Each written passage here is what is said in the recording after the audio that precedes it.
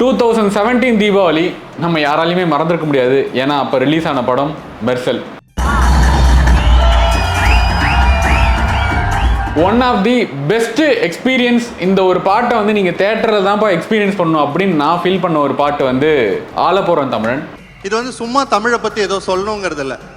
ஒரு மொழியை எழுதுறதுக்கு சுழி வேணும், வளைவு வேணும், ஹரிசான்டல் வெர்டிக்கல் லைன்ஸ் வேணும். இது எல்லாமே இருக்கிற முதல் எழுத்து ஆ.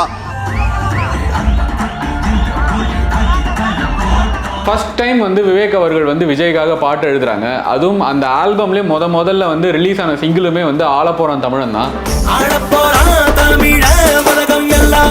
அந்த தமிழன்கிற உணர்வு, அந்த ஸ்பிரிட் வந்து நமக்குள்ள என்னைக்குமே இருக்கணும்.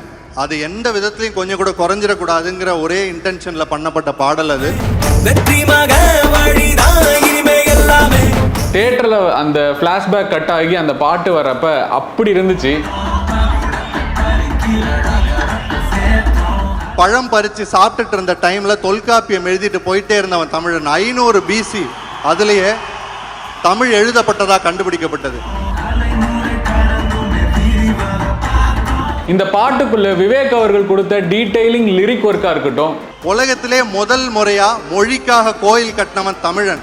காரைக்குடியில கட்டப்பட்டது.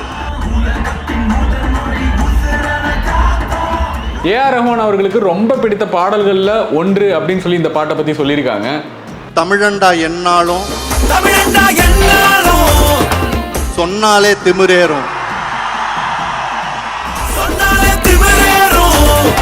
காத்தோட கலந்தாலும்